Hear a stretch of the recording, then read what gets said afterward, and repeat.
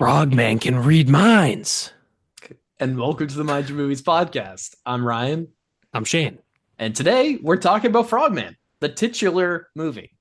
Yeah, the titular Frogman. Yeah, we're diving in deep We're on. frogged out. Yes, I'm wearing green in honor of the Frogman episode. Ryan is spiritually a Frogman himself, I've so got frogs everywhere. yeah, exactly. After watching this movie, he's slowly morphing into a Frogman. Yeah, you can see the boils on my face if you look close enough. That explains it. That I was wondering what was going on. I mean, I didn't want to be rude. I didn't want to say anything about it, but. That's right. But yeah, this is for anyone who doesn't know, which is probably most people. Frogman is a 2023, I think. Technically, it was in Film Fest in 2023. Gotcha. And then It's a found footage horror movie it's about people looking for Frogman, and yeah, we're covering it. This is just a half episode of the show, and we had to cover Frogman. yeah. Yeah, this was my pick, essentially. It's a half episode, you guys know, but The movie theater, we didn't necessarily want to cover Michael or Devil Wears Prada 2 or whatever else is in the theaters right now. We've got some big stuff coming up the rest of the summer. So there's we got Star Wars, we got The Odyssey, we've got the Spider-Man movie, we've got a few independent and smaller movies that we also want to cover. But I don't know, it was a little bit of a down week, and we said, what better time to Frogman than now? We have a little free half episode. We can cover Frogman. And I had never seen it. I had been waiting for the day. that's right. Yes. This is a movie that I think is pretty under the radar. I mean, it's like a Oh yeah. micro budget, probably even found footage movie. Um, I don't even think the budget is listed on IMDb because I think I yeah, went to look and it didn't even have anything listed. yeah, and it's really just, I mean, a couple guys make it over the course of several years. They have the idea. This is Anthony Cousins and his co-writer, and I'm blanking on his name right now, and I apologize, but um they conceive of the idea back in uh I wrote it down. They conceived of the idea in 2017, mostly as a joke. And then the next year, they were like, actually, let's do it. And they had some other like feature stuff apparently that like wasn't working out. So they're like, let's just do it. And they worked on the script until 2020. They had their first draft done. And then COVID happened. And so they didn't get to start production until 2021. But it's really like mostly financed by just stuff they can scrounge up and having some people that were pretty generous with their time to come out and do these pretty long, like week-long sessions of just hanging out in the woods, recording some footage and going around um and so there's a lot of cool stuff about this movie because it is so like kind of shoestring uh made with a shoestring budget and all that stuff. So a lot of cool stuff. I would say, I think people will have different opinions on how well that all is executed, but As it's shown in this episode. yeah, totally. But it has a lot of heart in it, and it has a lot of cool stuff compared to some other found footage movies. So I think that's kind of exciting. All right, that's fair. I think I should preface this by saying that I'm not found footage horror movie might be my least favorite genre of movie. There's, I mean, I don't know what, yeah, it's just not something I enjoy. So Frogman had gotten so much hype for Ryan. I was like, eventually I'm gonna have to watch Frogman. And so yeah, I j- I didn't really like the movie very much, but uh, I'm not the target audience for this movie. If this is like, if you like found footage horror movies specifically, you will enjoy Frogman, I think. I think this is like not a bad version of that thing, which some people like. It's just that it does not do anything for me. Yeah, I just through most of it, I just sit there and I'm like, why is this lady doing a bad Southern accent? And I'm just cringing and it just doesn't do much for me. Yeah, But within its subgenre, if you're a fan of that subgenre, I think Frogman is it's it's there's some interesting stuff going on. Mainly like toward the end. But yeah, totally. that was a nice, I think maybe even generous Yeah. compliment from Shane. So cool. I'm trying Yeah. to be I'm trying to be generous. I'm trying to have grace and say, you know what, this is not for me, but if people enjoy it, then that's good for them. Yeah. I want to tell the story of how I came across Frogman real quick because part of the reason why this is hyped up so much for Shane, maybe, and I've mentioned it on the podcast a few times, I might be the and only person for whom Frogman is hyped up. The only one on Earth. Because everyone else is probably just scrolling on Tubi and they're like, what is this Frogman? And it has a kind of a cool poster. So yeah, people will probably come across this randomly, probably kind of like you did. But I might, yeah, you're right. I might be the only person who had Frogman hyped up for him. yeah. Um, but I stumbled across it on TerraVision's website, who is one of these kind of not I don't think they're considered boutique, or maybe they are, but they're kind of a niche label in Blu-rays and stuff. And but they had this weird collector's edition for this found footage movie that included a soundtrack for the movie. And I was like, that's so strange. What could possibly be on a soundtrack for a found footage movie? And Shay, do you know what's on this soundtrack? Have I told you this before? Yes, you've told Yeah. me. And I will say, watching the movie, I did notice the frog sounds in the woods were quite froggy. And I think that's what the soundtrack is frog noises. Yeah, the soundtrack has it does have a couple of songs on there because there's like a kind of chanty song in the movie, Right. Toward the and end. there's one more that they actually listened to on the radio at one point. Yeah, I noticed And there's like a heavy metal song they play on the radio, and then there's also one or two other songs like in the diegetically in the scene toward the beginning. yeah, and so I didn't realize how many songs are actually in the movie, but so those are all on the soundtrack, which is cool. But then it does turn into like a nature documentary soundtrack where you have like a guy, right, a nature doc sounding guy, introduce some frogs, and he's like, "This is the green tree frog," and then you hear the green tree frog, and it's pretty awesome. It's hilarious. It was so weird and baffling to me that I've talked about it to everyone. And as a result, this movie has kind of become associated with me so much that I get these frog things that I have, I don't even know what some of these things are that I've been gifted. That I A just have, frog knickknack. yeah, frog knickknacks and things. And I love it. I love now that I'm associated so heavily with frogs. I actually want to go frog listening at some point. Like people go bird watching. Now I want to Yeah. go frog listening at some Uh, point. there you go. That's an activity. Yeah, yeah. That's I'm So gonna be touching so much grass looking for yeah, frogs. that's pretty good. There you go. Uh, is the soundtrack like available online or is it just on this CD? I think it's just the CD. Interesting. Frog Lord, who is the musician that made some of the songs in the movie, Uh, you can find those songs on YouTube. Maybe even the music video for one of the songs has a music video. Um, but the soundtrack, unfortunately, I haven't been able to find it anywhere online because I've been trying. I've like looked to try to send it to people to be like, you would not believe this, and it seems hard to find. I mean, I think it's made by TerraVision or probably, so yeah, maybe it was made specifically for the physical release. But that's cool. Interesting. So yeah, so you blind bought the Blu-ray and you just dove in and you said, "I'm enough of a frogman that I'll enjoy this." well, I know that I'm enough of a found footage person to enjoy this. Mm. And you know what? The cover looked awesome. The Yeah. soundtrack was so unique and interesting. Um, and Did you listen to the soundtrack before seeing the movie or after? before Oh, there you go. I was so Interesting. baffled. I when I saw the soundtrack, like the listing for everything, I was like, what in the hell? And so I listened to it in my Jeep, and I ended up like my Jeep has like a CD player, right? And so I ended up just driving to work like for months listening to frog noises. It was the It only CD you had, and was you like, yeah. Eventually I bought like another one or something to switch it out every once in a while, but I would like drive people home from work playing frog noises. this is the yellow-bellied toad.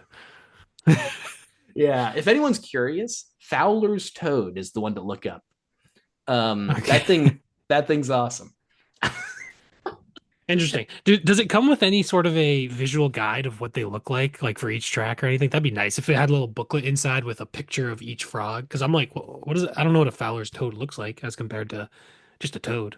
That would be cool. And most of them that I've heard, I don't know what they look like. But Fowler's Toad and a couple of those I've watched on YouTube now. Oh man, what is happening to me? But yeah, so yeah, anyways. But that's kind of the story of how I came across this movie. And so I will say I was primed right away to like it because of I mean, frankly, TerraVision did a really good job with this release. And if anyone I would say if anyone's super into found footage, if you guys are watching this episode and you enjoyed Frogman, if you enjoyed it that much, I mean, go ahead and go buy it on TerraVision. Support those kind of niche labels and support physical media. Totally. Yeah, it seems like it's a cool release for people that watch that like Frogman. I don't know if I'd recommend blind buying Frogman. That might be a little risky. I Yeah. don't think I can say that, but I would it's say if it's you're on into Tubi. the I yeah. I think watching this movie on Tubi is almost the way it's intended. Like, maybe you should watch it in a movie theater. You could have a nice Blu-ray of it, but really, this kind of a movie is like a Tubi classic. Yeah. Um Cool I poster, kind of a disappointing story, you know. A little bit like, oh, there's a commercial break again already. Like nothing happened. They just walked around a town for 15 minutes. Yeah. No yeah. offense to Frogman. I'm not trying to shit on Frogman. I like No, no, Frogman. no. Yeah. No, I Um don't like Frogman. He's quite evil. But yes. Yeah, also, this is cool. So Frogman is a real cryptid. Well, fuck. Not really real, but I mean, a real life fictional yes. character, Fuck, I see? guess, or Yeah. whatever. Yeah. Frogman, the Loveland Frogman is like a thing. You can read about it on Wikipedia. You can if you go to Loveland, I think they might actually have stores and stuff. That's not actually Hmm. what's shown by they don't actually go to Loveland at all in Okay. this. But Frogman existed prior to the movie, which I would Yeah, not have guessed. yeah. I knew very somewhere down subconsciously from like years and years before when I fell down the cryptid rabbit hole, right? That Frogman was a real thing. So when I saw the poster and the name and all this stuff, I was also kind of like, that's cool. Like, there's no media out there about Frogman. There's plenty of Bigfoot shit. There's some Loch Ness stuff, right? Even Werner Herzog has done a Loch Ness thing, right? There's Has he? there's yeah, he I have did to watch that. I think he was a producer, but he's Oh. like he's like the face of the movie. Oh. Yeah. Like I, looking for Loch Ness Monster? yeah, yeah. It Huh. might be called The Incident at Loch Ness or something. Okay. Um, but so there's plenty of cryptids that have been explored in pretty good depth, right? Even Mothman has like the iconic Mothman Prophecies movie and stuff. But Frogman, not so much. Did you This is find? yeah, sorry. Yeah, yeah, no, no. The I incident brought it at up. Loch Ness. This is a pair. Yeah, it's just directed by Zach Penn, who wrote Ready Player One and Free Guy. Yeah, And weird. X like he wrote Nutty Professor to the Clumps. Uh, it's just not what I would have expected. But yeah, look, I guess it's a documentary of them searching for the Loch Ness monster. It's kind of There you cool. go. It's on the watch list now. Tell you that Yeah. much. Did not know that existed. But so there's a lot of cryptids that have been explored pretty well, you know? Yeah. Um, so it's cool to see that this movie takes a totally different approach. And I would say a pretty hard approach. Like how I'm sure there's plenty of like Bigfoot movies that spend a lot of time on it and really dive into it and stuff. But making a Bigfoot movie is probably the easiest of the cryptid movies to make, right? Like you just need a hairy guy suit, Right. pretty much Yeah. all you need. Frogman's a little more difficult to create visually. Yeah. And so I think that's really bold. I think that was a bold choice. And it totally I think that in the end, right? I'm just gonna skip to the end a little bit. I think in the end, Well, when they use all those special effects and because they have a lot of cool practical effects for the frogman here. And I think those things pay off really well in the end. Yes. And It does. also, I don't know if we said at the beginning, but we are going to get into full spoilers for the movie. I Oh mean, I yeah. kind of feel like you kind of know where the movie's going for the most part, but yeah, we are going to get into spoilers. So if you haven't seen Frogman, go watch it. It's on Tubi for free, and you can rent it, you can buy the Blu-ray. It's available. But yeah, the Frogman suit and with the found footage and everything, they kind of hide it enough that it is pretty like it doesn't look bad at all, which is pretty impressive for such a small budget. What I presume is a small budget. Um, but yeah, that is definitely and I imagine also like the title Frogman is a good title, and Bigfoot is kind of so oversaturated that on the one hand you kind of have a built-in audience because so many people are interested in Bigfoot, but also it's probably very hard to stand out when there's like it's a little there's TV shows, there's all sorts of stuff about Bigfoot. Might be maybe you would have never noticed it if it was just Bigfoot instead of Frogman, and maybe it wouldn't have caught your eye. Yeah, totally, right? So I think the idea of Frogman is really neat. Do you know Yeah. anything about the origins of like quote unquote real life Frogman? A little bit. I mean, this is vaguely from memory from way back when, but I think it was like in the early 70s, there was like a police cruiser or something that was driving through the street and illuminated something that the police guy, I don't know if there can't I don't there cannot have been good dash cam footage of this, right? I don't know, but Probably um not. I don't know. probably not. Did they But have? I don't think they had dash cams in the 70s. yeah, the seven that thing would have been bulky as hell. So Yeah, they um would have been, I guess, using tape. I don't. Yeah. yeah.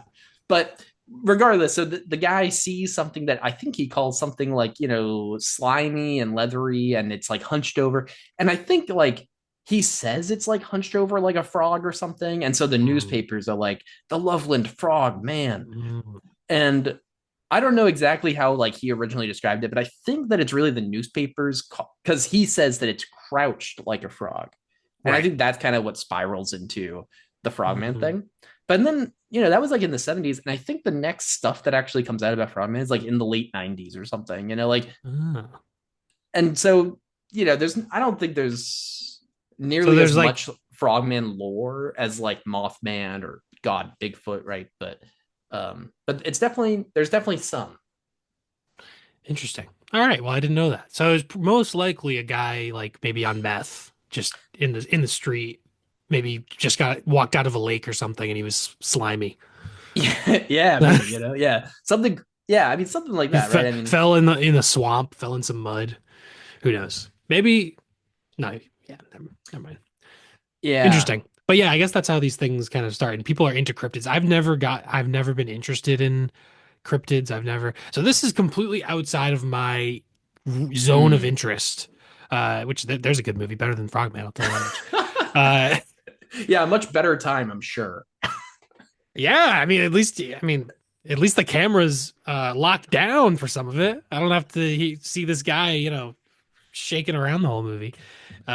No bad Southern accents in Zone of Interest. Quite good German accents mostly, or I guess they're just speaking German. Uh, But yeah, that so not quite in your bucket. And I no, can see that, yeah. yeah, Um, it is interesting. They do go really hard on the Frogman stuff here. And it was interesting like the that, merch and stuff. yeah. And I totally thought the first time I watched this that they just went to Loveland and they just used all that stuff that's already there, right? But they didn't. They like never left Michigan where they all live and stuff. Mm, And so they like had all that stuff custom made and whatever. And it like lives with them in like boxes and stuff now. that's fun. They could probably sell that once this gains enough of a cult following after the Listen, sequel, maybe. Then they can start selling off some of the merch. if Anthony Cousins, if you're out there somewhere listening to this episode somehow, if you send me that Frogman flute, I will. I don't know. I Frogman flute. Yeah, you don't remember the flute? No, I remember the wand. Is it a wand? There's a flute. There's a flute. So Oh the yeah. Oh yeah. yeah, In the yeah. woods, they're like playing a flute to like it's like frog noises, Yeah. Well, I don't right? Is I that what it think it is? might be flute noises, but I Oh, think the idea is to like summon Frogman with it. But right. so Dallas kind of does that in secret, I think, from everyone else. But Okay. and so that's so I There's a guess lot. Sorry. yeah, Yeah. no, there's a lot. There's a lot happening, and also I can imagine you might have been a little checked out. Reasonably. Maybe a little bit. Maybe slightly Yeah. checked out. Slightly. Yeah, yeah, slightly checked out by then. The hour of ambling around what is supposed to be Ohio uh didn't pique my interest very much. Um so yeah, but the merch I didn't know that Frogman was a real thing or well whatever real cryptid Yeah. that character creature thing. And so I had presumed that they like made all this merch for the movie and I was kind of like, wow, that's a pretty impressive to make all that merch just for this small movie.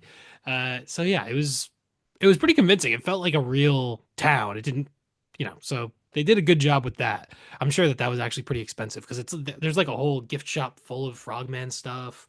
There's a whole, it's a very involved. Yeah, totally. And they even have like a little frog like like wooden thing that you can take your picture with, and like they have like a custom Loveland, Ohio Frogman like entry sign, like town sign or whatever. Um Yeah, all that stuff was very believable. The little thing where you could put your head in like a little kid, I was like, that felt like they just put that there. Like I was like, I could almost imagine yeah. them like off camera, like walking and being like, oh, this is like a little gazebo thing by the water. This is nice. Let's just put it right here. I could Yeah. almost like see that in the of them setting it up. But the rest of it all felt very believable. It felt like a real town, I think, Yeah. for the most part. Obviously the acting comes and goes, it has its ups and downs, but the town itself was pretty believable. Yeah. Yeah. And I think that was a cool I think it was cool to spend some time in the town because of that. And so I guess to rewind a little bit, right? The movie follows Dallas, who sees Frogman as a kid. Yes. And everyone thinks that this footage that he found in the 90s was fake. And so he wants to go back now and kind of re assure everyone that this is real, right? He wants to find it and get definitive proof, um, and kind of, you know, uh, reclaim his name or whatever. I don't know. Yeah, yeah, yeah. He's tired of people calling him a liar. He wants to prove that Frogman's real because he got the original footage in I think it was 1999. It Yeah. said, and that started the Frogman whatever craze. And he's kind of a uh, not failed but aspiring filmmaker in I guess it. Do they say they're in Michigan or Ohio to start, or does it say specifically where? I don't think it says, it might say, but I don't remember. Yeah, but he's clearly they're not whatever. The girl Amy, I think her name is, Mm-hmm. the character, she's like moving to LA, so clearly he's trying to be a filmmaker outside of LA or New York, and he's kind of struggling and has been mooching off his friend. That was kind of a funny scene with his friend like you're supposed to stay the weekend here on the couch and now it's been 2 years. Yeah. And did you see the cereal that he was eating? Oh, it was like frog Yeah, cereal. Froggy Yeah. Pebbles. They like custom Yeah. made this Froggy Pebble box. Yeah, they went pretty hard on the merch. Yeah, they like really, really dove into the frog theme. And I think that like really helps because it's kind of an unknown, again, it's kind of an unknown cryptid. So I think it helps to like totally lean into it a lot. Yeah, definitely. And it's shot on I forget exactly what camera. I think I looked it up at one point, but and it's shot like on a like handheld camcorder. Yeah. Yeah. And the the idea of like um well, I guess so there's this party scene Hmm. before they go out to Ohio. And it's kind of a long scene. You can't really hear a lot, to be honest. The music's a little too loud.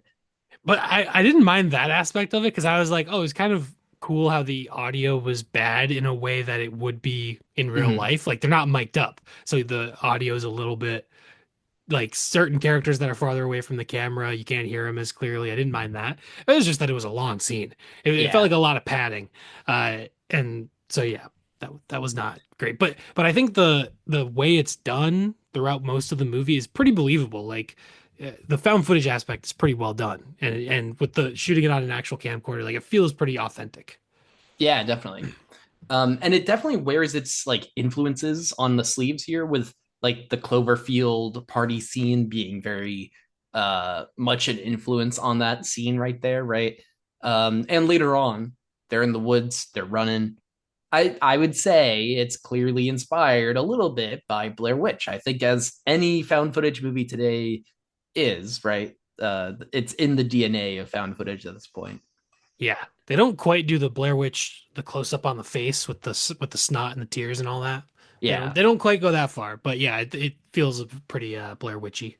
Yeah. And there's that one scene where Amy is like sort of very dead, Entranced. yeah, tranced, right? And so I think that might be sort of not to spoil Blair Witch here, but that might be influenced a little bit on some stuff you see in Blair Witch. If you've seen Frogman, I'm sure you've seen Blair Witch. That would be, yeah, that would be pretty insane. It's also from 1999, so I guess I could spoil it. It doesn't really matter. Um, but one big distinction between Frogman and Blair Witch very intentionally doesn't show us the witch. Frogman does not hold back on the Frogman once we get to that part of the movie. Unfortunately, it does take kind of a while. And I do love the town. They do spend a lot of time in the town. Oh yeah, the movie's only about 80 minutes long, but Yeah. it really the Frog Manning part of it is I don't know. It just takes a while to get there. And at one Yeah. point, because I watched it on Tubi, so there were ad breaks. I think there was an ad break at like 35 minutes in or something, or 45 minutes in, and I thought we were like an hour in, and I was like, oh man, we're only this far in.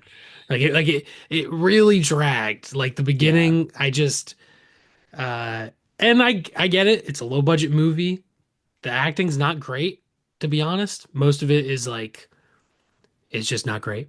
Mm. But like it just kills me with all the found footage movies. Like 9 times out of 10 from what I've seen, like I just can't care about what's going on with the characters. It just feels like padding to get to the end for the most part, especially in a low budget one, and it's like 80 minutes. It's like ideally maybe you could have cut 10 minutes, but then you only have a 70-minute movie. So it's like they feel like they have. I'm not saying that's what happened with this movie necessarily, but it felt a little bit like padding. But I am Yeah. just not I'm just not a found footage guy. I like M. Night Shyamalan. The Visit, one of my least favorite of his movies. And that was the movie that started the M. Night comeback. People like The Visit. They're like, oh, M. Night's back. And I watched it. I'm like, not for me at all. Cannot, yeah, I don't know what it is. There are some exceptions, but it's pretty rare. Yeah. Um, quick question. Chronicle. I have not seen Chronicle since it Okay. came out. I remember Okay. seeing it in the theater, I believe, and I remember liking it.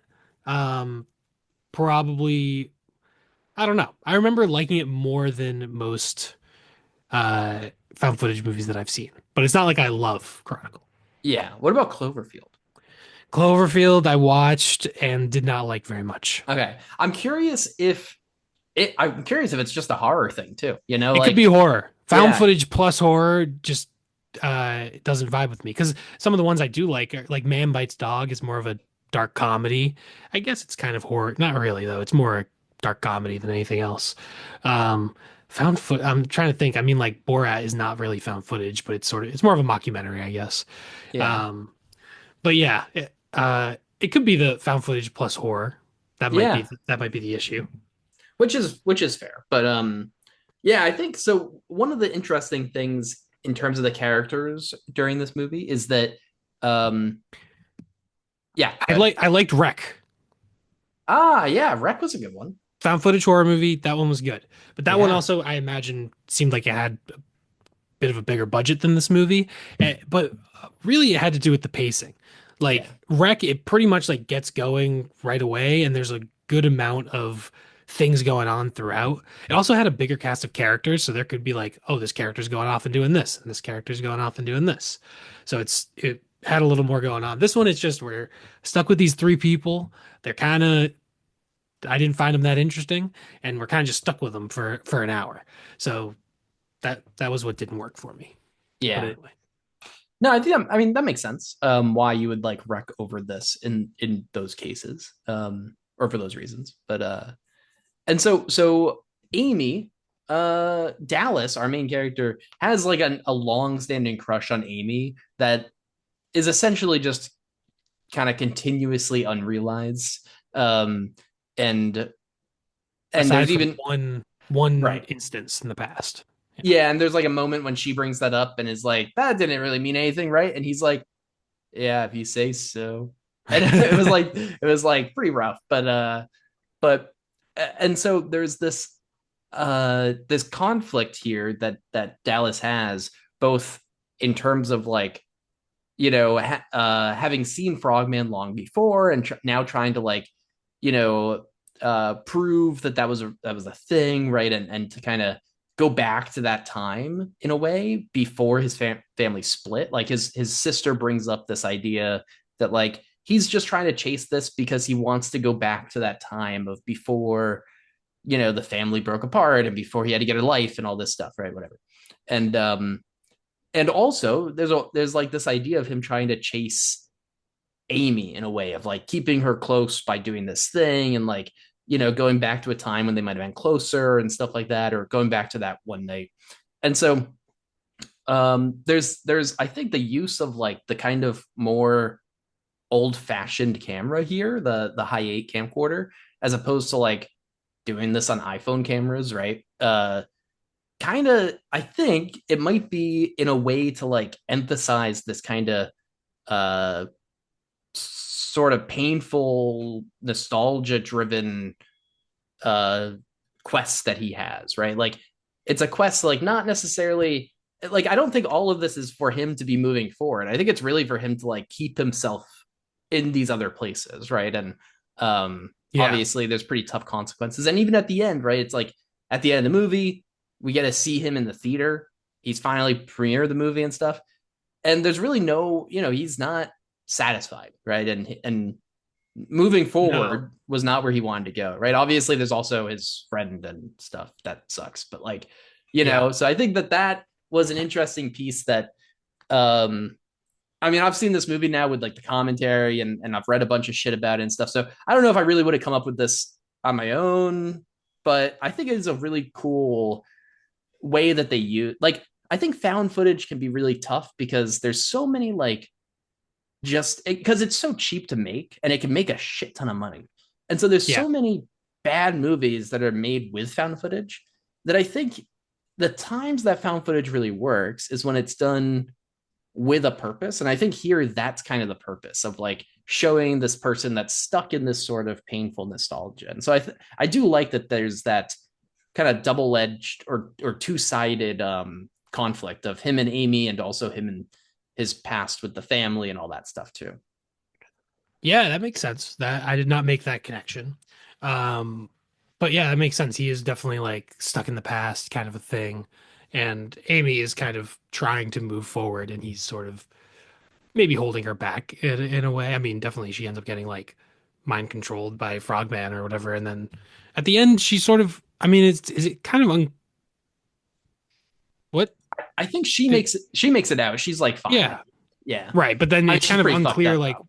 right. But then she just like goes to LA and that's it, probably. I assume. I don't know if they like, there's no scene of them having like closure or anything like that. It's kind of just is like, just kind of ends with them escaping, basically, right? Yeah. And then I think the post, the Right. little text that comes up says that they have not spoken since or something. Right. Yeah. Okay. Yeah, I forgot about the text. I did like the way that was handled with the text at the end and this being the movie that we're seeing, and then we see him at the premiere afterwards. Like pretty cool little ending reveal, I guess, or whatever. Mentioning the phones, I did like that occasionally they did use their iPhones to record things. I thought that was kind of cool, like just as a realistic thing that people would do, like pull out their phones with the flashlights and try to record something, you know. So I thought that was cool, and it kind of had an interesting contrast to the camcorder footage. Yeah, definitely. Yeah, and I also liked that, and you actually see like there's a slight aspect ratio change because you're recording on the camera as opposed to the camcorder. Um, Mhm. yeah, and obviously just a quality change too. Although those video camera, like the phone cameras, still looked kind of rough. I don't know if like it was just because it was really dark and there was so much motion, or if it's like I don't know if they might have like dialed them back to like descaled them a little. I don't know, but I don't know. I imagine it could be because it's yeah, nighttime, very that makes dark. sense. So, and I mean, it was a few years ago, so maybe the cameras have gotten even better. The phone cameras keep getting better and better every year. That's true. Um, And also, a lot of times, like movies that are shot on iPhones, they'll have all sorts of rigs right. and lenses, and it's like super enhanced version of an iPhone. Whereas in this, you can kind of see that it's just the phone without any added enhancements. So it's not exactly like tip top high end version of iPhone footage. Yeah, totally. But it was interesting to hear also in the like special features how much the script for this movie had changed, which I imagine happens with pretty much every found footage movie, right? Like there's some level of improvisation that I think is almost necessary, or maybe not necessary, but certainly inherent when you make a found footage movie. Um, where you kind of want that authenticity, so you kind of let them riff a little. But it was interesting to hear about all the different ideas that the co-writers had when making this of like at one point that Woody guy who is the person that ends up dressing in like the super fake frogman outfit. At one point he was gonna like lead them to the real frogman, and at one point like uh they were gonna get to the tunnels from underneath a church, and at one point the whole town was gonna be in this big cult, and we're gonna be more like zombie like chasing them in a way. And they kept having to like rescale and rethink things, partly because the found footage format, like if you just have a bunch of like people kind of the whole town's in on it, it's harder to make that work, I think, in found footage where you can't like be showing different angles and different perspectives. It's you're kind of locked in, right? Yeah. um so it was interesting to see like they had all these great ideas, but then actually making it happen, you have to change a lot, right? And I think that's something that when people are making movies most of the time, or with bigger budgets and stuff, uh obviously they just kind of run with the one idea. And so it's cool to see the end result here where so much stuff had changed along the way. I also do think that I think that there's points where you might be able to tell that like some of the stuff in the beginning really doesn't feel like it necessarily builds up to the same stuff that's the ending. um Yeah. Yeah, they have the scene where I mean I guess it's not even in the beginning. It's like when they're back at the bed and breakfast and they hear the chanting. That kind of just leads to directly to it. right, But that's kind yeah, of the I that's the new ending essentially. right. That makes sense. I liked the fake frogman Yeah, like sort of whatever that fake out. would be. Yeah, fake out. There you go. I thought that was a fun like way to do that, I guess. Uh but yeah, I don't know. I think the way the ending worked was pretty I think the magical mind control elements of the Frogman character were maybe like the parts that didn't work as well. I guess it's like how does he have this cult? Like there must be a reason. And like I don't know. I guess I guess like you said with the found footage you're kind of limited in your perspective. So you can't necessarily tell, but would it be I don't know. I don't know if those parts worked as well for me. The Mhm. mind control or whatever exactly is going on there. And like are all the people I liked the people in the pods. Like the Oh yeah. women who were I guess they were impregnated and then put in these pods or something or they're uh whatever the eggs I guess they are. I don't know what they are. that was kind of interesting. And like the idea of the Frogman having a cult and having these people who maybe worship him or something, like, okay, that's kind of an interesting way of going about it. But I wasn't sure, are they all under a mind control spell of some sort, or are they just like, whoa, they're just freely choosing to worship Frogman or something like that? Yeah. I mean, I don't really know. I imagine the Frogman maybe kind of controls the town a little bit, and so I think that there's this cult that kind of like brings him sacrifices or brides or whatever it is. And but I think they do that because he controls them, would be my guess. But Hmm. I don't think it's really clear. But I would guess that that's why they emphasize so much that he controls minds. It's Yeah. um That's yeah. that's why people are helping him, and he's has this sort of harem of and he's creating more frogmen, I guess. Are there well, I guess we'll find out in the sequel if there are frog babies. Well, one gets born, Yes. right? Yeah. Yeah. That thing was crazy. Yeah. Yeah. Um But are there yeah. other is there like a teenager frogman? Like, do they have a fraught relationship? Is the teenager rebellious? What's the family situation there? Like, who raises the kids? Frogman's not raising the kids. Frogman's Yeah. a tyrannical, patriarchal type of a figure, I imagine. He probably has a harem, and I don't think he's I don't think he's active in his children's lives, you know. Yeah, probably not. He's kind of a problematic character if you ask me, but I could see that. I could see that. You might be onto something there. yeah, this Frogman guy, I don't know if he's a good guy. Like, why'd they make a movie about him? Just so weird. Uh, But yeah, I mean, I think that the cult, I think to me is a pretty interesting aspect.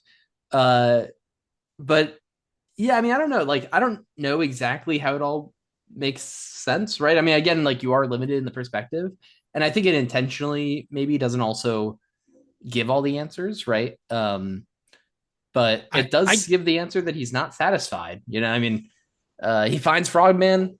That ain't what he was actually looking for. mm, yeah, interesting. I think maybe, and maybe I just am biased and I was never gonna like Frogman, and maybe it's just not my thing. But I think also if maybe the movie wasn't so front loaded with the just characters hanging out and dilly-dallying, like if we had gotten to Frogman earlier and then maybe Yeah. were able to learn more about what was going on in the town, then maybe I would have liked the movie more. I mean, who knows if that it has to be well executed, obviously. But I think I would have appreciated that because by the end, I was like, all right, like that was kind of cool, but also I don't know that it fully gave me like everything that I wanted. I wanted a little bit more like of the meat and potatoes. Yeah, I can see that. And I think it's probably tough on such a low budget, right? To be able to do so much of that stuff at the end. Oh yeah. And I think it's cool that they're able to do as much as they do, but I do agree. Like I think more of that ending stuff would have made this a stronger movie. And I'm curious to see Frogman 2, Yeah. they probably have more funds. They have already the stuff they've already made. I'm sure they still have that stuff. So Right. I'm It's called curious.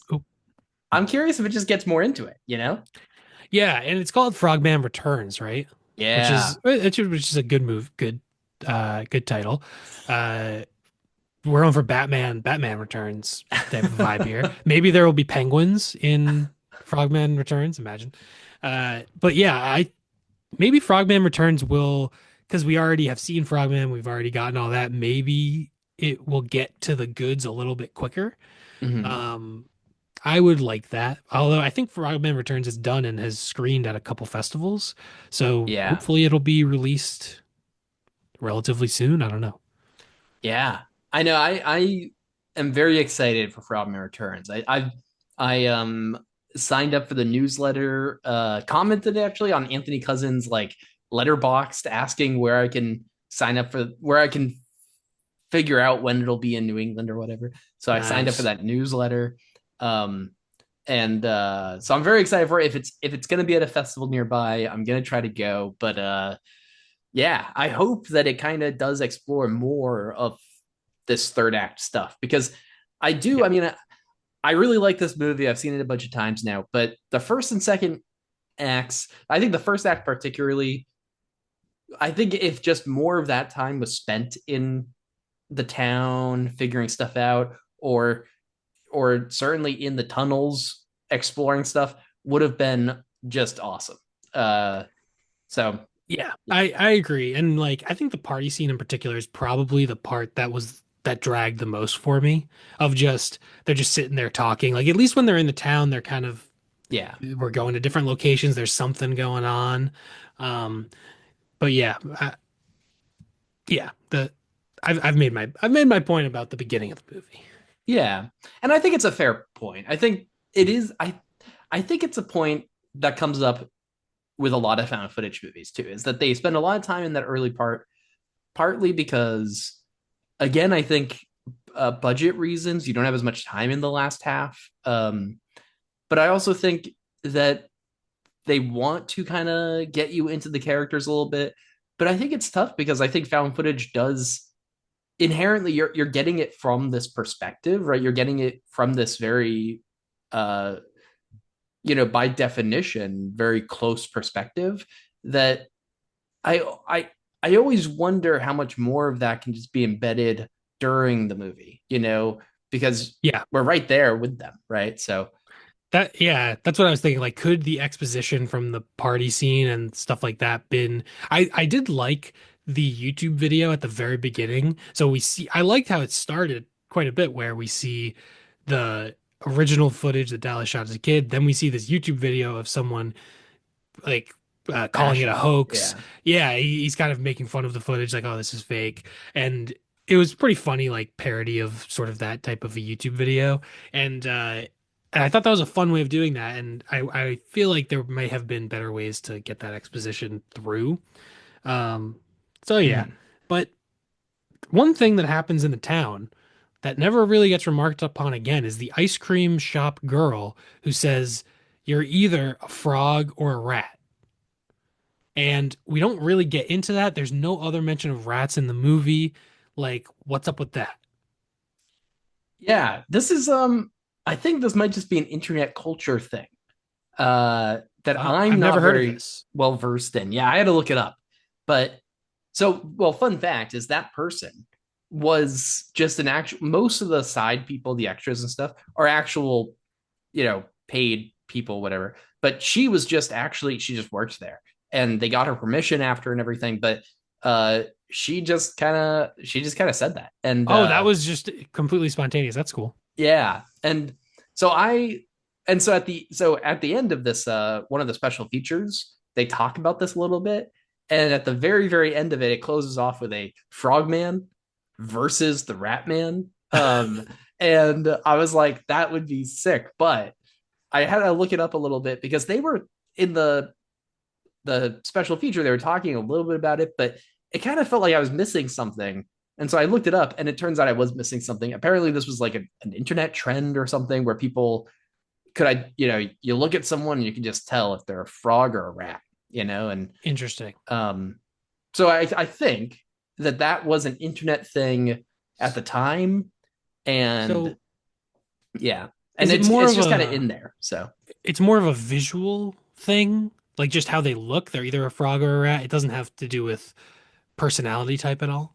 yeah, I think it's like facial features. Like you're Interesting. essentially, I think that the thing I read, which was like, some like BuzzFeed or something like that, right? Whatever, was Nice. like, you know, uh I think essentially just like wider, like rounder faces are frogs, and you know, scrunchy fucking cheekbone Yeah. faces are rats, I think is the idea. But I see that.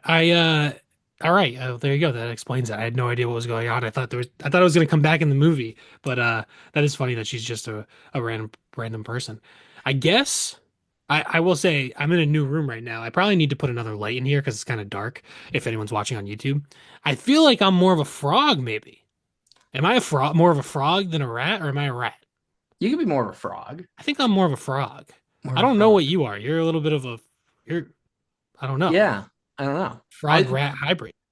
Whoa, shit. Yeah. That's probably not good. Um, That was the most insulting thing I could have said, I guess. yeah, I don't know. I mean, I think it is a weird thing to try and boil people down to one of two Yeah. options Yeah, that yeah. What's neither of another? which sound very complimentary. Yeah, exactly. They're both insulting. To say Yeah, you look like a frog or you look like a rat, there's really no good side of it. yeah. Hmm. All right. Well, there you go. It's just some dumb internet thing that had nothing to do with the movie. All right. My question is answered. My second question, do you know if Frogman Returns is also found footage or if it's not? Because at the end of the movie, we're no longer found footage. It's just regular Yeah. non-diegetic camera, basically. That's an interesting question. I don't know. I would assume that it is going to be predominantly found footage again, but I wouldn't be surprised if they use more of that, more traditional filmmaking style at times because they do it at the very end. I wouldn't be surprised if it maybe starts with that or whatever. Like maybe it'll do more of that. I don't know. But All I right. don't want to speak too much about it. Who Yeah, knows? we don't know. We don't know. I wasn't sure if it had been if you Yeah, knew any more information than I knew, since you're plugged into the Frogman ecosystem. I'm trying. I'm listening for those croaks. The croak is no hoax. That's what The the croaks are tagline is. no hoax. The croaks are no hoax. Yeah. I mean, can you buy any of this merch online? Is there a Frogman website you can buy stuff? I'm sure you've looked. I've only looked pretty minimally and I couldn't find stuff, but then I was told that you can. And so it sounds like the answer is yes, and I've not put enough research into it. So All right. Well, that's what you got to do after this. yeah. Um, yeah. All right. I mean, is there anything else we should talk about with Frogman? Um, I mean, the only other thing that I have written down is at the end, I wrote tunnel, colt, eggs, pregnancy, baby, tongue, Scotty. And so maybe the tongue is the only thing we haven't really touched on there, which is Frogman has this enormous tongue that Yeah. wraps entirely around Amy at one point, Yeah. like wraps and wraps and wraps and wraps. And Yeah. it looks like a really unappealing red cinnamon roll, how much it's wrapped around her. Cinnamon roll. Interesting. I was gonna say a fruit roll up. Oh yeah, yeah, that's red, so yeah, that's better. There you go. One. But and one, the special effect there I think is really cool. But two, what a grotesque scene. Yeah. Yeah. Very disgusting, and it is pretty believable. The Yeah. yeah. So that was well done. And I think this is actually so, and then this is actually an important moment because then Dallas actually grabs the wand and uses it to get Frogman to let go of her, and that's how they escape. And at the very end, when we're out of found footage, he has the wand still, and so Yes. that might come back up in Frogman 2 is the fact Oh, that yeah, I mean, if they don't, that'd be weird. So he has the wand. yeah. So yeah, interesting. So yeah, that's like the final shot of the movie is of the little, The I guess, wand. wand thing. Uh, so yeah, I guess I think it's also interesting that Frogman's kind of like, do you interpret him as being old? Yeah, I would guess that Frogman's like an ancient thing, but it's interesting because there's like not a lot of mythos that we really learn about it, which I think is No. really fascinating. Oh, interestingly, by old, I didn't even necessarily mean ancient or anything. I just meant like elderly. Like the way he moves, like he's Oh, got a little bit of a belly, and he's kind of like I'm almost picturing him as like a creepy old man, sort of a Jeffrey Epstein type, like just a creep. He is. Is Frogman not Jeffrey Epstein coded? I mean, he does kidnap girls, and Yeah. yeah, yeah, totally. So Um, I mean, but just the way I think it's the way he moves, and maybe that's just a by virtue of the suit, perhaps not being the most mobile. But he's got a little bit of a belly. He's been around for at least like over 25 years yeah, from the original footage, and I imagine that wasn't a baby Frogman, although it could have been. Who knows? But I kind of interpreted him as being like old, and maybe because he's also the leader of this cult. I was picturing him as an older. older frogman in charge of these cultists or whatever. Yeah, maybe that's why he's trying so hard to make a baby. Yeah, trying to reproduce, find his heir. Maybe Yeah. maybe he's has to impregnate a lot because there's a lot of failures and abominations created, and so he's trying to get the right one. Oh, yeah, that could make sense. I mean, we the only one that we actually the only baby we see is not certainly gonna make it, you know. No, it did not look didn't look good. No. I'm not a doctor, but that did not look good to me. It did have some like Eraserhead vibe there. The little Yeah, baby. yeah. There, I can see that. Also, we didn't mention that they get when they get pulled over by the cop, and the cop tells them to leave town, and then I don't think does the cop come back into play in the story. I was imagining that he was going to be a part of the cult. That's just what I was assuming. I was assuming that him and the owner of the bed and breakfast, I was assuming that we were going to see them in the cult, and they're like part of this town cult around Frogman. Um, so I don't know that that really came back. Maybe they'll come back in the sequel. Who knows? We do see the owner of the hotel is the I think like the main person in the cult actually. It Yes, we seems. do see her. She's sort of the Ghislaine Maxwell to Frogman's Jeffrey Epstein. Oh Jesus. And then there's also the old man who in like a log cabin or whatever who lives in town, and his granddaughter has been captured by Frogman. I thought that was kind of an interesting part of the movie, him sort of saving them and then going back to try to save his granddaughter. And then I don't think him and his granddaughter have not been seen since the end of the movie, according to the text at Mhm. the end. But I did like how they had some of those side characters in there. But I kind of wish it was a little bit more fleshed out. But Yeah. I'm glad that there was some more stuff going on. It wasn't just the bare bones like Blair Witch, three people in the woods. There was a Yeah, little bit more going on. definitely.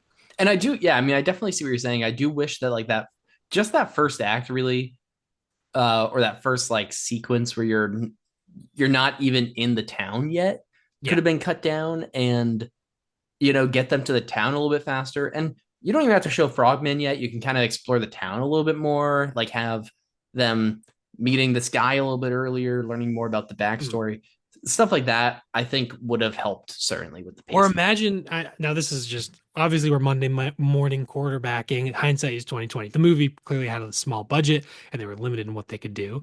But imagine if instead of the going away party, they go to town and maybe the kid who is the fake frogman, he like invites them to a party. And now now the party is in Loveland and there's like frogman stuff around. People are getting drunk. They're telling them about frogman. Maybe someone lets a little bit too much slip, something like that. Oh, yeah. That could be a way to expand on the town and have a party scene as opposed to sort of Yeah, just being totally. stuck back wherever they start. Yeah. Yeah, I do think that would have been cool. Also, uh really excited to see what they end up doing with Frogman 2 because I think Yeah. that with the resources they now have, I think Frogman 2 is set up to just be a even better movie, right? Dive more into the mythos and all this stuff. So I can see that. And I hope that Frogman gets a slightly larger following because it's a pretty under the radar movie still, even though its sequel is coming out or is yeah, it's coming out. So get Yeah. on it, folks. Tell your friends about Frogman. Yeah, I I have already rated Frogman, and now I Yeah. feel a little bit bad about my rating because I am interested in Frogman 2, Frogman Returns. Uh I would watch it because I think there's there's like a good baseline for perhaps improving on some of the flaws of the first Frogman. Mm-hmm. For me personally. So yeah, I'm still interested in Frogman Returns. I'd watch it. So Nice. Awesome. there we All go. right. I think that's a win regardless of the rating.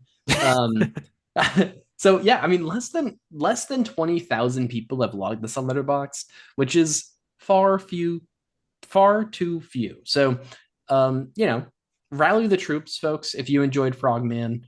Um, or even if you didn't enjoy it, it's like less than 90 minutes. So and it's free on Tubi. So uh tell your friends. Maybe they'll like I it more than you I, I will say I do have a note here about the frog flute. I wrote frog instrument gets the frogs going. So I did note the frog instrument. I guess I did not think of it as a Yeah, flute. I just thought of it as a generic frog instrument. But that's yeah, so funny. I I it don't. did get the frogs going because they were all going crazy. Yeah. Oh yeah. I don't know if they call it a flute in the movie or in the special features, but at some point I'd heard frog flute, and that's why I was calling it that. But I All don't right, know yeah, when. you're the Um. frog expert. I Yep. believe you. Ribbit. Ribbit. Um. Well, I yeah. I mean, anything else that you have for this? I think that's pretty much all I can think of. No, yeah, I guess there is also the thing. One thing I don't like in found footage movies is it happens every t not every a lot of found footage movies. When things start getting intense, we get these like the camera is tripping out and we're getting like flashing images and there's like static and all this stuff, and it only happens when things are getting intense. And it's just a cliche of the found footage genre that I'm always kind of like, eh, Mhm. I'm a little sick and tired of it. And so anyway, that's one thing. It's not just a Frogman thing. It's like almost every found footage movie, I feel like. Yeah, the glitch is kind of sort of I think there is a lot of like uh, I think that it's used to try to show that breaking of reality and stuff, or breaking of you. Usually, it's to imply that supernatural stuff is happening. But I do agree that like Right. it is used a bit too much, and often when it's used, it's like actually I see that there's supernatural stuff happening. Like I see Right. it, so you don't need to show me it. But Yeah. but And I I do guess think, yeah, yeah, yeah. I guess they have the excuse of like Frogman is doing supernatural, weird, wandy, magic-y things, whatever's going on. So I guess that's the excuse. But yeah. But yeah, no, I do see what you mean. I do think that is kind of a common cliche in found footage. And I think unfortunately, like there's a lot of found footage, just bad found footage that gives a bad rep to some of these cliches. Where not that I know that this movie particularly uses the glitch super well. Um, I think I liked those moments, but but I do think that unfortunately, the bad stuff from bad found footage movies, I think, gives a bad rep to even the better found footage movies, just because people, it's like I like there are people that either like found footage or they do not, and like Yeah. that's okay, that's how it is with movies. Like it's with that with horror and stuff too in general, but like um I think that can make it tough when there is one that's maybe a notch better than the others for people to see past those cliches and actually dig into it a little bit. Not that that's what you're Yeah. doing, but just that No, I think I that happens a lot with found footage. That's fair. And to end on positive, the special effects are quite good, especially for what I assume is a small budget. Uh, like I think we didn't, I don't know if we mentioned like Scotty getting his like all the stuff on his face and like the way that that builds up, and like we said the tongue earlier, and even the Frogman suit itself, like all that stuff. Obviously the way it's filmed also helps like make it feel more Mm-hmm. authentic when, and also maybe covers any of the string, not literal strings, but covers the strings, and uh it makes it more believable. But I think it was actually like very well done. So I feel like the attention to details with the special effects and even the Frogman merch and the signs that are around and stuff like that was all very well done. So it's just more like some other those details Yeah. where I appreciated all those details of the movie. Yeah. And that's kind of what tells me that there's so much love in this movie is those little details and the fact that they really go to the extent to have like the crazy like they're like what if we did this tongue thing and then they like found a way to do it, like they weren't just like that'd be cool but we don't have the money, that'd be cool but we how could we possibly they found a way, and I think that's really cool. So and with all the merch and stuff like who the fuck would do that? You're gonna make like if you're gonna make a X Man, not the X-Men, but like some random thing man movie, are Yeah. you gonna go out and like get a bunch of stuff for that? I mean, I guess, but like, yeah, I don't know. It was very, I think, charming in some ways. Yeah, definitely. I get that.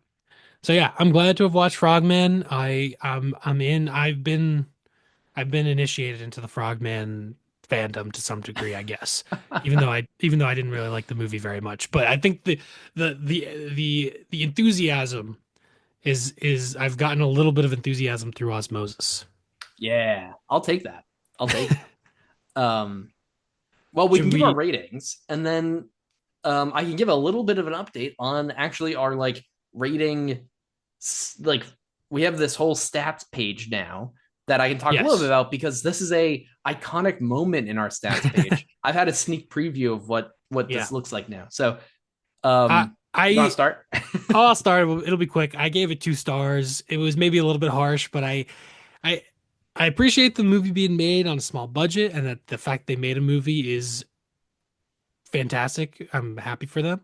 But also from a viewing perspective, I don't think I could personally recommend that people watch it just because I personally did not enjoy most of it, even though there were good parts. So that's why I give it 2 stars, even though it's a little harsh. All right. Well, I in the past have given this movie 4 stars many times. And this time I just said fuck it and I'm giving it 5 stars. This is like a personal favorite 5 star. I think that you know, whatever. Like actually, you know what? Fuck it. Yeah, it's a 5 star movie. It might not be a perfect movie, but I'm giving it 5 stars. I think it's like it's so iconic for me, and I really enjoy lots of it. Obviously, it does make me an outlier here. So this is an interesting part to talk about the rating recap. But yeah, so this is a 5 star favorite Ryan movie here. So hopefully y'all enjoyed it a little bit. But the rating recap, it's got a 2.7 out of 5 on Letterboxd, an 82% Rotten Tomatoes critic score, Wow. and a 46% audience score, and a Interesting. 5 out of 10 on IMDb. So the critics actually quite enjoy it. I think here's my theory. It premieres at it premiered at the two festivals it premiered at were largely horror centric, and I don't remember the names off the top of my head, but they were horror centric premieres. And so my guess is that the critics that mostly watched this were horror critics, right? Like critics that knew what they were in for, like they were gonna enjoy, they were gonna at least appreciate it, right? That's my guess there. That makes sense. It looks like the Telluride Horror Show is the Yes. first screening in October of 2023. So yeah, maybe that. Does it have a lot of reviews on Rotten Tomatoes from the critics? I don't know if you have it open, or I can try to look it up now because I'm curious. Because some movies on Rotten Tomatoes have like 300 critic reviews and some have like three. You know? I'm sure this has less. If I go to Rotten Tomatoes, this has 11 critic reviews. There we go. So, Still, that's like 9 out of 11. That's a little awkward. But yeah, that's pretty good. That's pretty good. Pretty good ratio of positive reviews. yeah. And so I do appreciate that that is obviously like skewed a little bit for the horror fandom because I think it is horror centric critics there, but also yeah, I think this movie is probably not for the people that want to be watching like Tokyo Story, you know? Like go watch. Yeah, yeah. Opposite ends of the spectrum. Yeah. Uh, Um, so this is an interesting, an it's kind of interest. crazy that Tokyo Story and Frogman are both just movies. There's like yeah, no. Yeah, it's very weird, I guess you could say but the same thing about any medium, but yeah, the art form has a lot of variety within it. this does. So we've digitized all of our recap stuff now, so we can actually just sort and see like which of us liked things more than the other, and which of us, liked things more than the recap and stuff like that. And so this marks the only movie so far, the highest discrepancy between Shane and I, with being a 3 star difference here. Um, the other, the closest other two were also ones I liked more than Shane, which was Ghidorah, the three-headed monster, and The Life of Chuck, which were 2.5 star differences. Also, we can see who liked things closer to the recap and stuff like that. And so Oh, this one, is this the biggest discrepancy for the yeah, recap? this is the biggest Wow. discrepancy with Yeah. me being uh uh 4.2 out of 10 because our recap's out of 10. Right. 4.2 out of 10 stars, more than the recap. Um, so oh, I don't actually, did I even say the recap? The recap here was 5.8 out of 10. So Hmm. um me giving this a 10 out of 10 means that Right. this is 4.2. The next highest discrepancy on either side is the monkey, which I was 2.9 out of 10 higher. So There you so go. it's kind of a fun, it's fun to now be able to really sort through some of these stats a little bit. Yeah. A lot of the big discrepancies are you liking it more, and it's horror, or at least Life of Chuck is Stephen King, and there's a little horror Yeah. sprinkle in Life of Chuck. Yeah, your highest recap discrepancy isn't too far off from the monkey one for me. The I don't know if anything will get close to this one, No, um, that's this is quite high. but your closest is the Tree of Life. You were Oh, 2.75 higher than the recap, that's and crazy. old you were 2.7 higher. So, That's fair. You know uh, what? If we redid old might I might bump it up to 5 stars, and it might just shoot up. yeah, Old is a great movie. there you Old is go. underrated. Uh, yeah, old is awesome. There you Obviously, go. uh, I know why. I get why people don't like old, but it's an amazing movie. The recap for old was a 5.3. So Lower than lower than Frogman. Frogman at 5.8. So just saying. Just want to point that out. Um That's crazy. I think Tree of Life, I imagine maybe the audience Rotten Tomatoes score is maybe dragging it down a little bit, but that seems a little low for Tree of Life. I feel like that's a masterpiece. Well, yeah, obviously that it's I give yeah. 5 stars. Tree of Life had a 60% Rotten Tomato audience and an 86% critics. So yeah, the audience is quite a bit lower there. That makes sense. And maybe the IMDb might be a little bit lower too. Yeah. All right. That's cool. I'm happy with that. Yeah, but so cool stuff. So now we can actually talk a little bit more about the recap every time, where we can kind of assess things, kind of where it stands with other stuff, which is kind Yeah. of a cool little um, nugget. Maybe at some point we could even just talk about the stats so far or something. Yeah. Yeah, The best recap, the lowest recap, stuff like that. I yeah. imagine if we ever get at some point, I'll probably pick Only God Forgives, the Nicholas Winding Refn movie, and that might be a large discrepancy because that movie got pretty bad reviews. So that could be nearly a Frogman level difference. Wow, that would be Yeah, cool. yeah. Speaking of movies that get bad reviews, not that every Oh yeah, of these movies gets bad reviews, but this could be a good time for a seamless transition into yes, next week's episode, which is yeah. we're going to be talking about cult movies or movies that have a cult following, I suppose. Cult classics. Yes. Yeah, the topic for next week's episode, if anyone doesn't know, this is a half episode. We do whatever we want. We review a movie, usually a new movie, or we'll do a top five, we'll do a tier list, whatever. But for our main episodes, we have a topic and we each pick one movie for the topic and we'll cover them in depth on that episode. So next week's episode is cult classics. Should I go first? Do you want to go first? You can go. Go ahead. I picked Akira, 1988, the anime classic. Obviously, this was one where it's commonly referred to as a cult classic, and I think when it came out, it was certainly like it was popular in Japan, but internationally it kind of gained a cult following. And then I think with the rise of anime becoming so popular over the past whatever, maybe 10 or 15 years, especially with like our generation, anime is like pretty mainstream now. But I think Akira and its cult following probably helped contribute to that and contributed to the popularization of anime in internationally. And yeah, I figured if it counts as a cult classic, it says it's a cult classic in most places. It's commonly listed as a cult classic. If there's an excuse for us to watch Akira and talk about it on the show, I'm gonna pick Akira. So I'm excited for that one. Yeah. Yeah, I mean, this is awesome. I like that this is kind of a topic that lets us kind of pick the movies that we just want to be watching. Yes, So and this is also another one where we are each showing our biases. Where this is I'm like, oh yeah, sci-fi, like anime. That's where I'm leaning toward, and then we'll see where Ryan leans toward and how what he picks.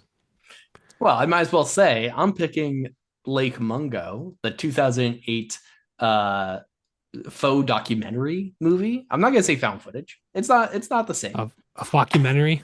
Yeah, yeah. There we go.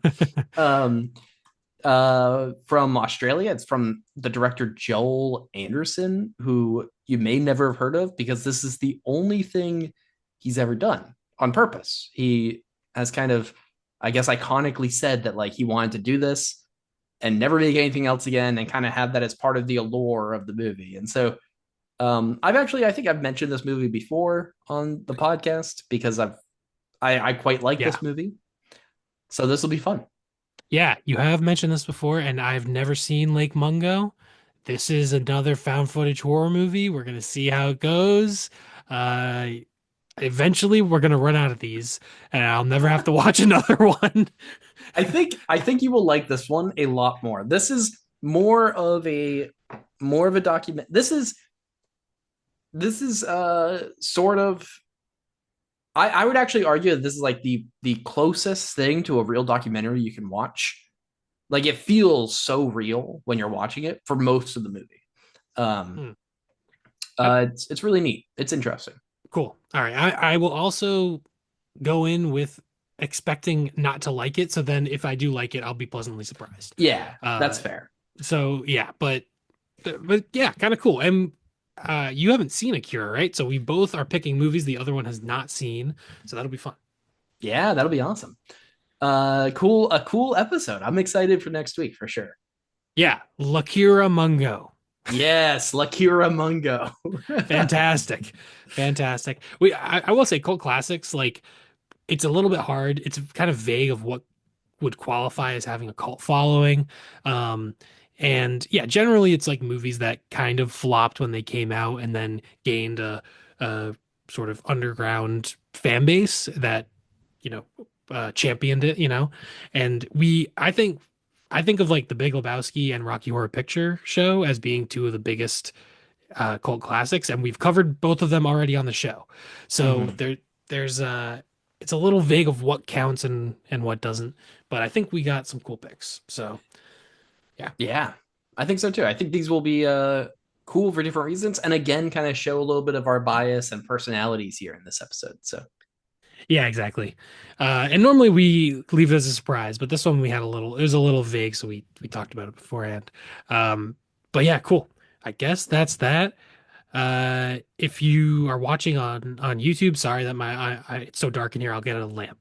Uh, Subscribe, leave a comment and a like. We're on the podcast apps and Spotify and Apple Podcasts and all that.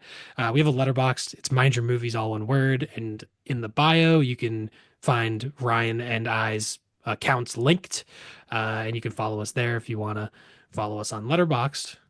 and actually, quick comment. If you're still here somehow, um, we seem to have a much larger following on the podcast apps, which is awesome. We're happy about that. Nice. But I am curious which apps people actually listen to us on. Our data doesn't actually show all of that all the time. So I'm curious if there's specific apps that you guys are using so that we can try to be more engaged on those apps, like if we're missing comments or anything. So if anyone Hmm. is watching on a podcast app, can you go to our letterbox, give us a little comment on, we'll have a Frogman review out at some point. Give us a little Yeah. comment on there and just tell us what apps you guys are using so we can, make sure that we're hitting everyone. Yeah, yeah, that would be good. We'd appreciate it. Uh, so yeah, it's letterboxed. If you search "Mind Your Movies," all one word, under like members, it should pop up. Our logo's on the thing, on the profile picture. But yeah, good idea. And I think that's it, right? We appreciate everyone watching. Just even listening to us ramble about silly movies. We appreciate anyone who listens and enjoys the show. So ribbit, and don't forget to mind your movies. Ribbit, ribbit.